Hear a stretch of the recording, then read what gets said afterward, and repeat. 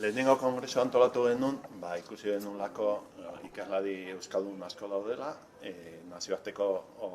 harremana dituztela, eta behar naiz haien artean jakitzen lo desberdinetan ez dira ezagutzen.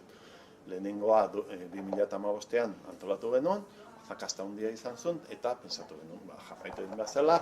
bi urtetan behin. Eta, tokia ahri izan genuen, bigarrena Iruñean egin nahi genuela, eta hasieratik Nafarroako Unibertsitate Publikoarekin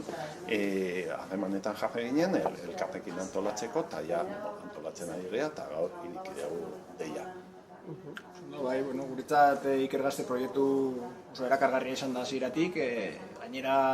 elkarlanaren bidez, edo elkarlana da gure bide bakarra, azkenean unibertsitate txikia izan da, eta euskararen presentzia ere unibertsitatean txikia izan da, gure baliabideak elkarlanean topatu behar ditugu, eta batez ere euskaldun ikertzaile hauek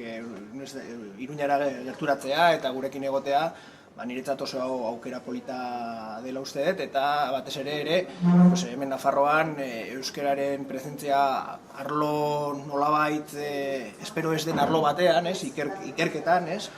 hori hemen lantzea, ni uste garrantzitsua da, eta ni uste aukera aprobetxatuko degula, eta, espero gauzak ondo ateratzea, eta elkarlana hemendikan aurrera sendotzea eta proiektuak elkarrekin ateratzea.